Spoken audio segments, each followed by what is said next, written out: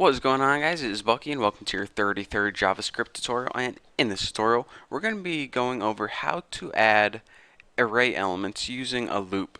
Now we're going to be learning this for a couple of reasons. First of all, whenever you're working in web design in JavaScript, it's a cool little technique that is definitely going to come in handy. And aside from that, it kind of takes the things that we learned already and combines them into a cool little mini program. So before I get into that, I'm going to be using something called the prompt, and I can't remember if I taught you guys prompt in this JavaScript series or the last JavaScript series, but if I already taught this to you guys and you already know what it means, I apologize, but I just want to, go over it anyway. So basically what a prompt is it's a lot similar to an alert box. The only difference is the user can enter text in a little text box, and with the text that they entered, say they entered their name Bucky or something, you can take that name and set it equal to a variable. So it pretty much is an easy way to allow the user to create their own variables. So let me show you guys exactly what I'm talking about. Go ahead and make a variable. I'm going to name mine pi or whatever and set it equal to prompt. This is a built-in JavaScript function, so no need to create it yourself later on. And prompt takes two parameters. The first parameter is something like enter your name. The first parameter is gonna basically give them a little dialogue. Like if you had a prompt that you want them to enter in your name, you would be like enter your name. If you want a prompt, say pick a number, you would write pick a number. You'll see later on where this appears on the text box. And the second parameter is what appears in the text box by default. Now we don't want anything to appear in text box by default, so we're just going to leave this blank, but you need to put those empty double quotation marks. So now whatever they enter in this text box or the prompt box that pops up, it's going to be stored in the variable pi. So now what we can do is we can print out that variable, using how we already know document write. So document dot write, and we'll write like hello and then just write the name pi. So let's go ahead and save this and see what the heck I'm talking about. So here is my prompt box right here. Enter your name, Bucky Roberts.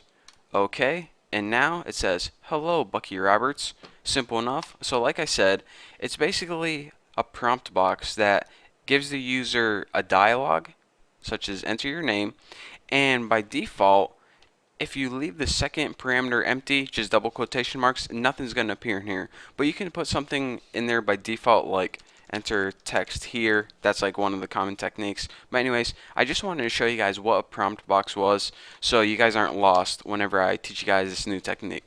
So anyways, the technique I'm going to teach you guys is how to add elements to an array using a for loop. So let's go ahead and make an array called crap and set it equal to new array, and let's go ahead and give it a size of like 3 elements already. So right now our array is empty, we don't have any elements in it. So let's go ahead and make a loop that runs 3 times. So in order to do that, go ahead and your parameters are this: I equals 0, it's going to start at 0 and then go I is less than 3. So then whenever we increment it by 1 using I++, this is going to run 3 times. Again, you might think 0, 1, 2, 3. That's 4 times. But notice that this is I is less than 3. So when it gets to 3, it doesn't run. It's only going to run on this 0, 1, and 2. So if you count those up, it's 3 times. So now we know that I is going to be equal to 0 the first time, 1 the second time, and 2 the third time. So now we can use that to our advantage because remember, whenever we're creating an array indexes start at 0, so then again, whenever we create our array, we can just go ahead and stick I in here. And now it's going to run 3 times. First it's going to say crap 0, the second time it runs it's going to be crap 1, and the third time it's going to be crap 2. Those are the 3 elements that we need to, to fill our array. So let's go ahead and we can just add elements in here like hey now, or baked beans or whatever we want, but we want the user to enter these elements. So in order to do that, here is where we use that technique we just learned called the prompt box, just like that. So let's go ahead and give them something like add something to the array. Why hit caps lock? I don't know, but F it, I'm keeping it. And then we don't want to put anything in there by default because that would just be dumb. So now what's going to happen is this prompt box is going to pop up 3 times. The first time it's going to say add something to the array. You're going to type something in and it's going to add it to the array index 0. The next time you type something, it's going to add it to array index 1. And the last time, it's going to add something to array index 2. So now we have a populated array, and then we can just do something with it, like print it out on the screen, like document dot write, and just go ahead and write something like crap 0 plus crap 1 plus crap 2. So let's go ahead and save this, and I got a feeling something's going to happen here. Oh, check it out. It worked perfectly. I thought that this was going to appear over here off the screen, but game time. So it says add something to the array. Now we're going to add something like baked. Actually, let's add something like beans.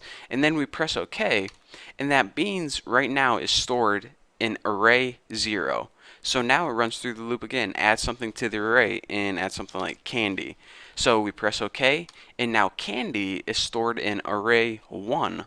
And now this is the last time it's going to run. It just says add something to the array, and we add something like dogs. And press OK, and when we press OK, that's going to be stored in crap 2. So now we have beans in 0, candy in 1, dogs in 2. So then whenever we printed out 0, 1, and 2, it printed out our filled array. So that's pretty cool, and I know I could have probably added some spaces there or maybe some line breaks, but again, this is just a quick example showing you how to have the user populate an array using a for loop. So if you understood that, then you got the main idea of 1, why an array is useful, and 2, why loops are useful. And there are a lot of different techniques that you can use using an array and loops, and not only entering information, but they're also really useful when printing out information. So again, the most common technique that I want to stress is this: use the array index as the counter. So that is a very popular technique. So once you get the hang of that, you take your array skills to a whole new level. So for now, thank you guys for watching. Hopefully you understand what a prompt is and also how to loop through arrays using a for loop. So lastly, thank you guys for watching one more time. Don't forget to subscribe, and I'll see you guys later.